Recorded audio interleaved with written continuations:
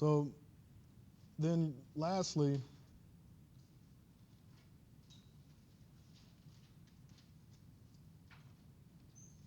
for a material in which every plane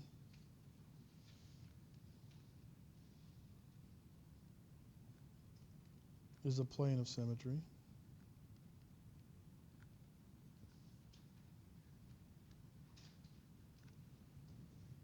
this is a what? Isotropic material.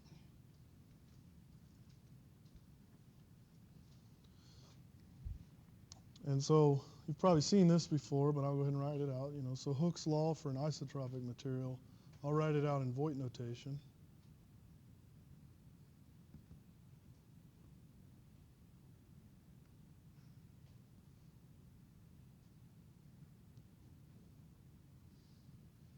Is it 5 or 6 for transversely?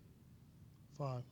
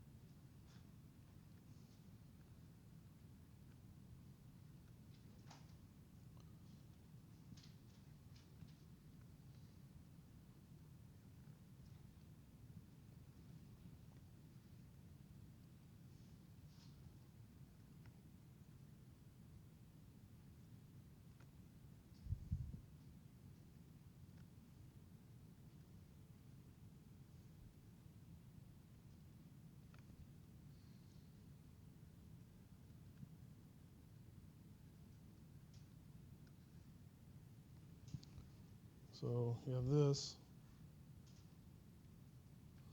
And so you only have 2 independent constants. Here I've written it in terms of lambda, which is called Lemay's parameter, and mu, which is the shear modulus.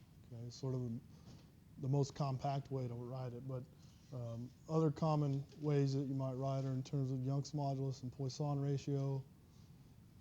And they're all related. So Lemay's parameter is related to, like for example, the shear modulus and the Poisson ratio through that relationship. Or the shear modulus and Young's modulus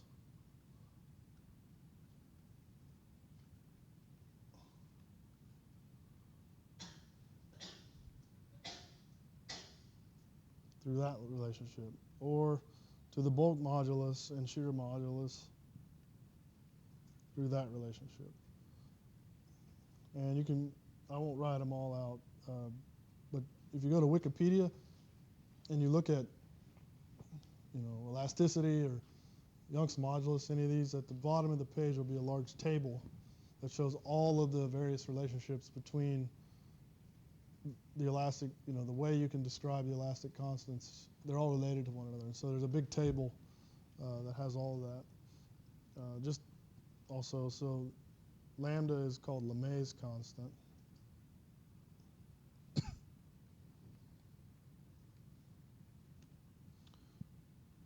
K is the bulk modulus.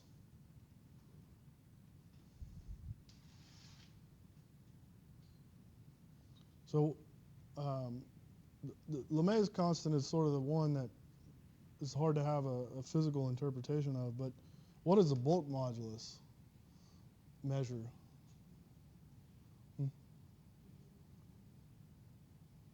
Yeah, so it's like the stiffness in a volumetric compression, right? So if you squeeze the material isotropically, it's a measure of how stiff it is in that direction. E is the Young's modulus, or elastic modulus.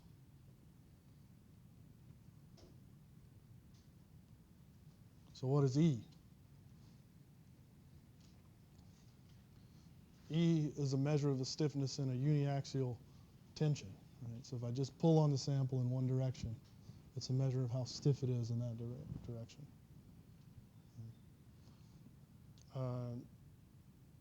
Mu, and I actually wrote G here, but it should be mu. Mu, and sometimes you'll see it often in the literature referred to as G, but that's the shear modulus.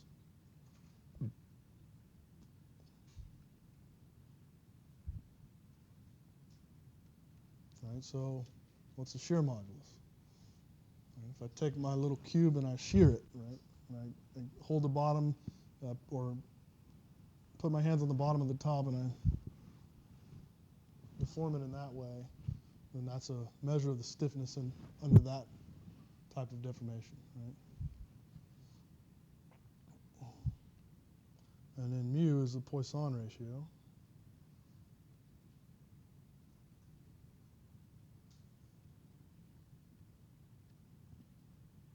So what's the Poisson ratio?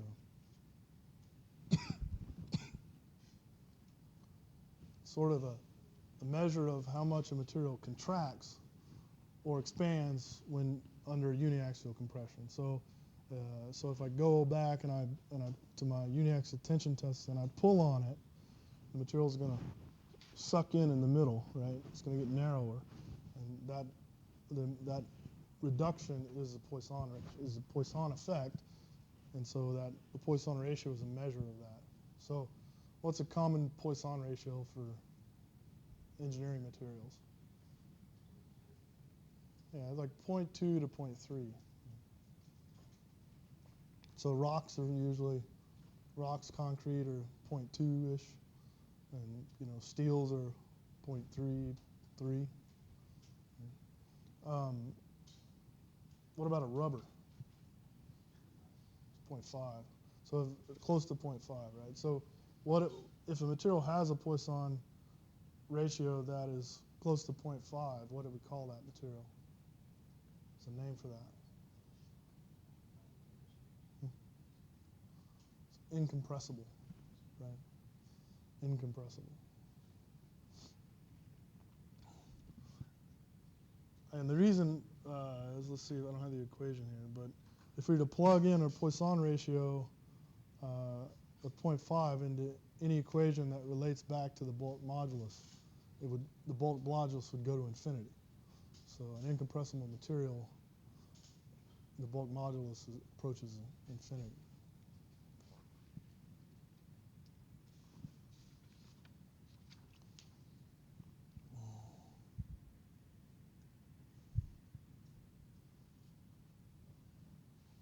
Okay, so for isotropic materials,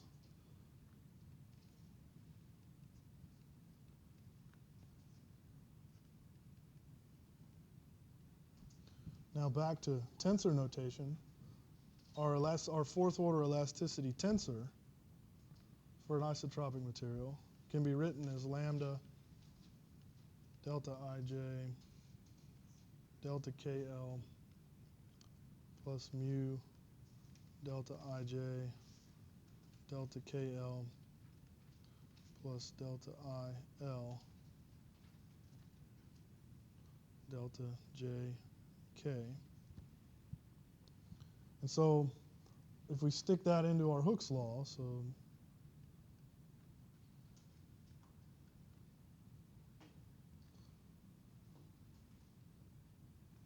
we stick that in there, and we get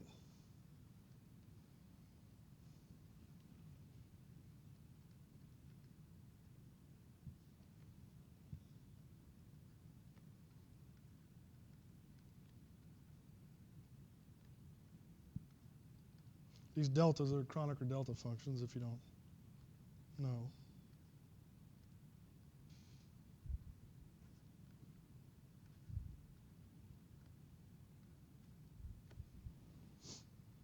All right. Well, if we simplify this, so I'm gonna show you for one term how let's look at this term right here. So that's sigma IL. Delta IL delta JK sigma KL, okay? Well, the first thing I'll do is look at this guy. Well, anytime the Kronecker delta multiplied by a tensor, if you have a repeated indice there, okay, you can sort of pass over the repeated indice and replace it with the non-repeated one from the Kronecker delta. So this becomes delta IL. Now this becomes sigma JL, okay? See what I did? So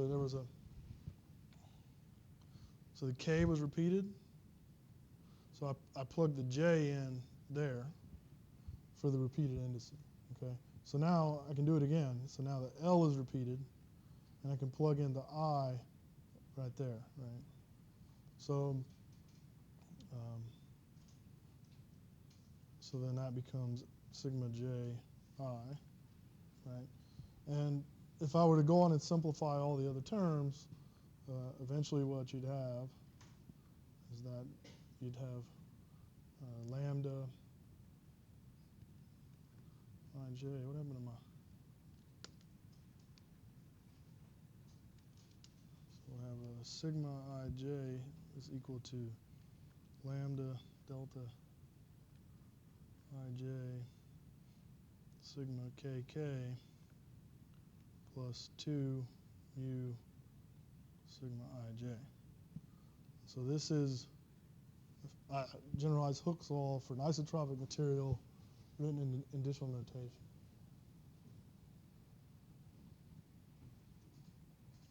Okay. So then we can invert this relationship. Let's see what happens if I'm going to let J equal to I, right? So everywhere there's a J, I'm going to stick an I in there, right? So I'm going to have I is equal to lambda delta I kk plus 2 mu I. All right. Well, what is the Kronecker delta? What is delta II? It's 3. It's 3, right? And over here, anytime you have a repeated indice in a term, it's a dummy indice, right? So you can just replace it with whatever you want. So epsilon II, I can just, since II is repeated, I can also just call it epsilon kk, right? Right? I can do that. When I talked to you first about additional notation, that was one of the things I said. If you have a repeated indice, it's a dummy indice, and you can replace it with anything. So now, then I have something that I can simplify a little bit. I have 3 lambda plus 2 mu sigma kk or II or whatever. Okay. So then I can solve this guy for sigma kk, or show that it equals to sigma epsilon kk equals sigma kk 3 lambda plus 2 mu. All right. So now if I plug this guy back in there, all right, and solve this equation for epsilon ij, then I get sort of the inverse relationship, right? So epsilon ij is equal to, and in this case, it's actually a little bit more compact if you write it in terms of the Poisson ratio and mu.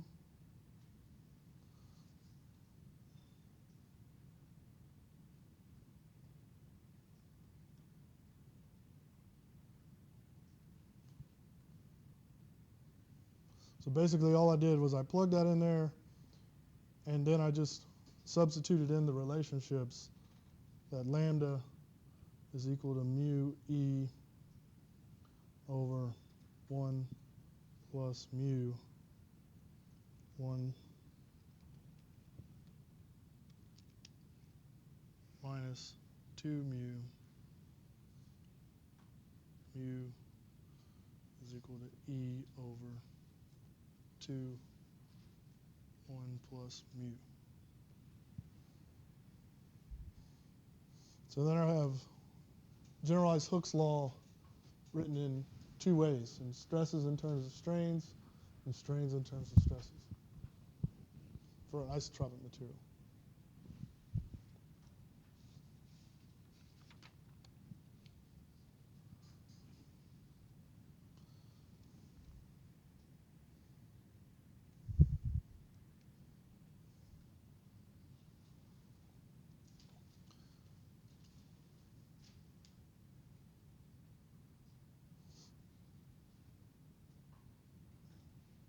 So if we write that out, all the components, then it probably will look more familiar to you.